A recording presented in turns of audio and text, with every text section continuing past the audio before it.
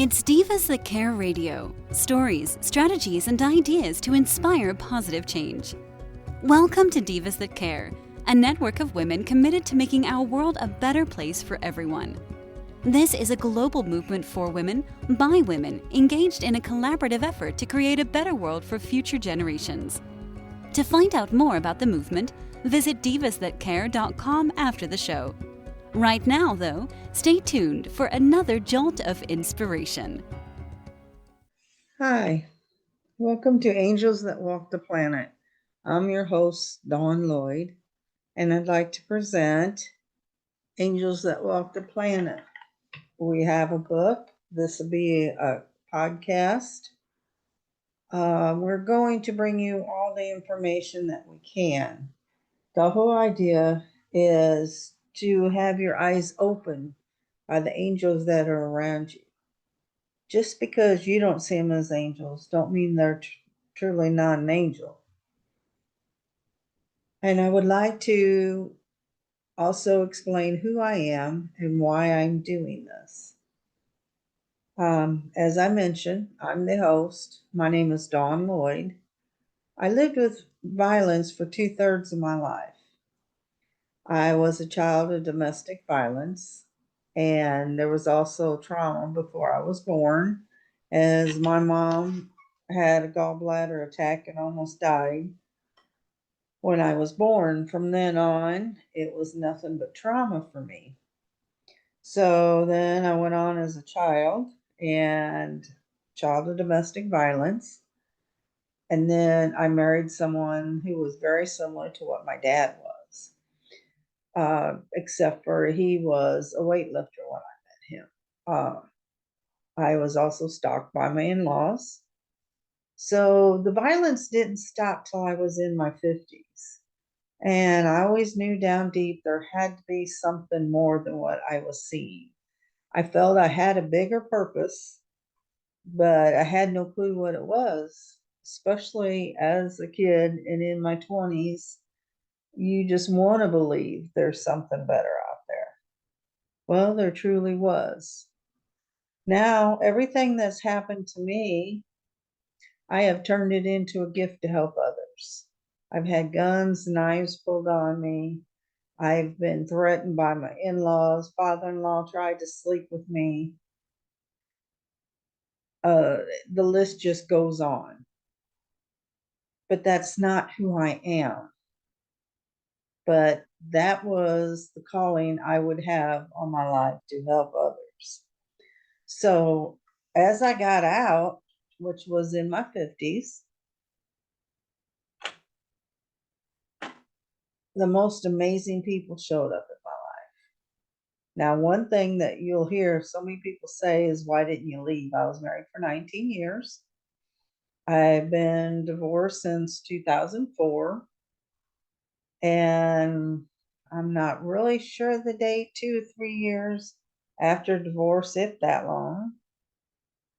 He died, not by my hand, but he had COPD and emphysema. And so even though he refused to divorce me and even told me that he'd make it so expensive I wouldn't be able to afford to divorce him, it took me years to get out. I was dragged back, but when you don't have authority on your side, you have nothing. I finally came to the conclusion that it was better to die than the way I was living. But I had 3 kids to think of, and my biggest fear is what happens to them if I'm gone. And that is the main thing that kept me going. And I hear people now say what they're going through. And believe me, I get it. After divorce, I also went back to school. And that was hard. But what I had come to realize, it wasn't just the men in my life, but I had also attracted a boss who was very controlling and wanted to be in control of every part of my life. In the beginning, I saw that she was helping me, which is what I thought was going on, but it wasn't. It was another control issue.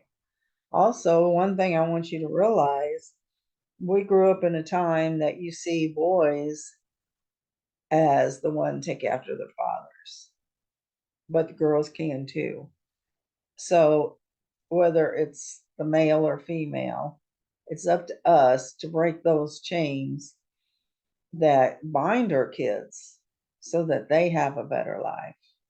I am now proud of my kids. I have 3 grown kids, and they're not listed in violence. However, I do have one daughter that has been known to pick on, be attracted to controlling personality. But here's the thing I do want everybody to know. This It's not like they come up and say, "Hey, I'm a controlling personality." No, it's just like groomers. They take their time, they're Mr. Nice Guy to everybody. They make you think that you're the best thing that ever happened to them. And then after a while, things start to change. They isolate you. They control you. When I left my husband, I was working 2 jobs, and one I worked with special needs people, and my job wouldn't even let me off to go get the divorce or to get the order of protection, either one. So what I actually did is I clocked out. I told my coworker, I clocked out and left, and I said I will be back.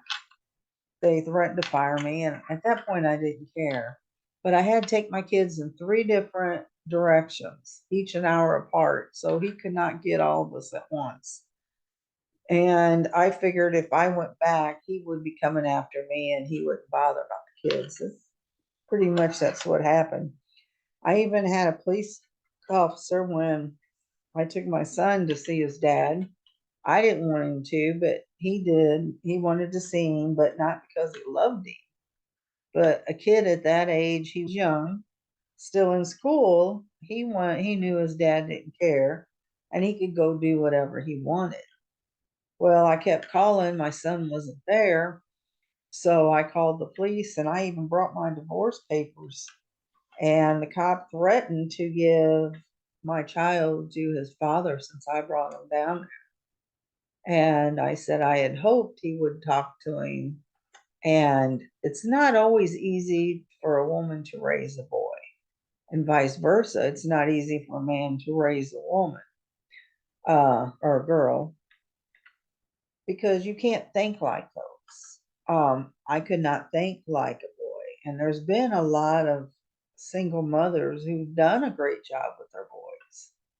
But I felt I couldn't give my son enough. He wanted to hunt, he wanted to do so much. And especially me being a city girl, I was born in St. Louis. Then we moved to Madison, Illinois when I was 11. And then when I met my husband, I moved further east. And that's how I got here. And I made up my mind I was not going to raise my child in Madison, Illinois. I wanted to be happy and in the country. And if it wasn't for fathers or farmers, excuse me, that made a difference. And I also want to give a shout out to Dow's Dairy. Frank Dow and his parents and his sisters made a big difference. I had 2 kids that worked for them, and they really made a difference in my kids' life. To this day, I'm grateful to them. And if there's anything that they need, we'll be there. And I know it's the same. People underestimate farmers care, and family means everything, whether it's their family or not. Maybe it's someone else's family who just needs something. So I'm giving a shout out to farmers because Dow's Dairy made a difference in my kid's life. So, and to get back to Angels That Walk the Planet, yes, Dow's would be an angel to us. Not only that, Angels That Walk the Planet, I was raised, you look in the sky for the silvery wings, but it's not. It's the everyday people that we meet. And I say every day, they're not really every day, but that's how they see themselves. They don't see themselves through my eyes.